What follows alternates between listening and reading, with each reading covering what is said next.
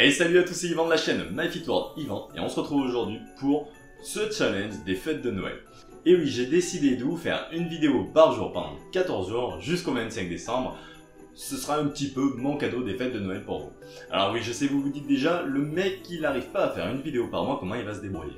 Eh bien c'est très simple, ça va être des vidéos en facecam avec très peu de montage, où je vais m'en tenir à un sujet principal, ce sont les erreurs que font le plus souvent les débutants. Ce sera en quelque sorte une sorte de complément au tuto musclé que j'ai l'habitude de vous faire. Pour cette première vidéo, j'ai décidé de vous parler de l'entraînement en split et pourquoi il ne faut pas le faire quand on est débutant.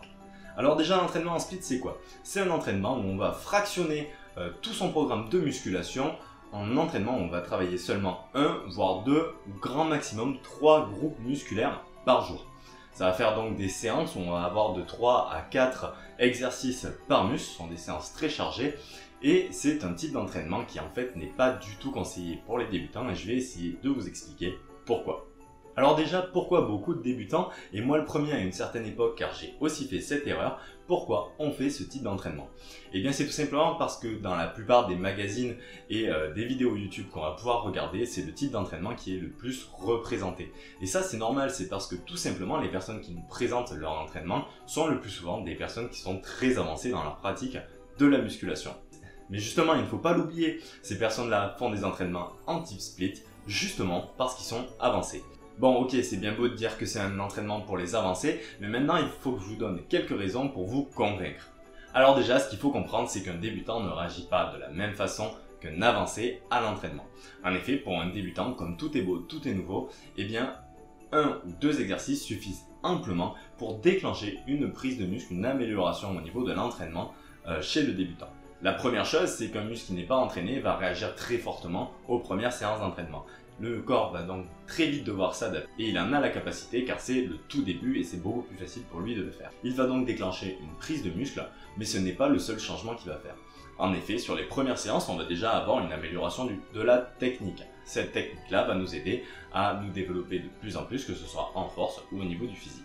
En plus de ça, il va y avoir un arrangement de ce qu'on appelle le schéma moteur. En effet, le cerveau, tout le système nerveux, va réagir à l'entraînement. Il va mettre en place des réseaux de neurones qui vont nous permettre de contracter plus de fibres sur un entraînement et d'avoir un bon enchaînement du travail des muscles pour tel ou tel exercice. Tout ceci va faire qu'un débutant avec très peu d'exercices par muscle par séance va pouvoir très vite s'adapter et très vite progresser à l'entraînement. Une autre raison qui fait que le split n'est pas adapté aux débutants, c'est tout simplement la différence d'intensité qu'un débutant va pouvoir mettre dans l'entraînement. En effet, ce n'est pas parce qu'un débutant ne se donne pas à fond à la salle qu'il va pas avoir la même intensité qu'une personne avancée, c'est tout simplement que nerveusement il n'en est pas capable. Mais ça va avoir un effet bénéfique sur l'entraînement pour le débutant. En effet, un débutant n'étant pas capable de se donner à la même intensité qu'une personne avancée, il va être moins fatigué nerveusement et physiquement après une séance qu'une personne avancée.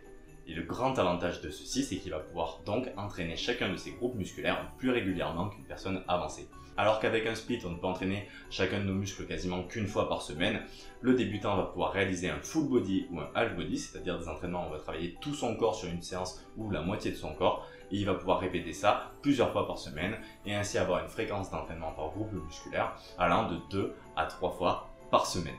Et enfin, la dernière raison qui fait que je vous déconseille le split quand vous êtes débutant, c'est tout ce qui va être l'apprentissage technique. En effet, c'est pas bien difficile à comprendre, mais quand on fait un split, on ne va pouvoir réaliser chaque exercice qu'une fois par semaine.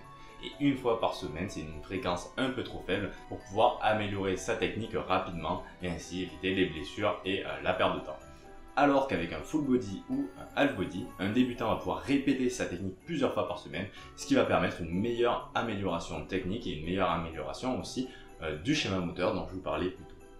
Voilà pour cette vidéo, un peu longue pour la première, je vais essayer de faire mieux pour la prochaine. Je vous invite à me poser vos questions en commentaire, à laisser un pouce bleu et à vous abonner en attendant la prochaine vidéo qui va arriver très vite, c'est-à-dire demain. Allez, bonne fête à tous!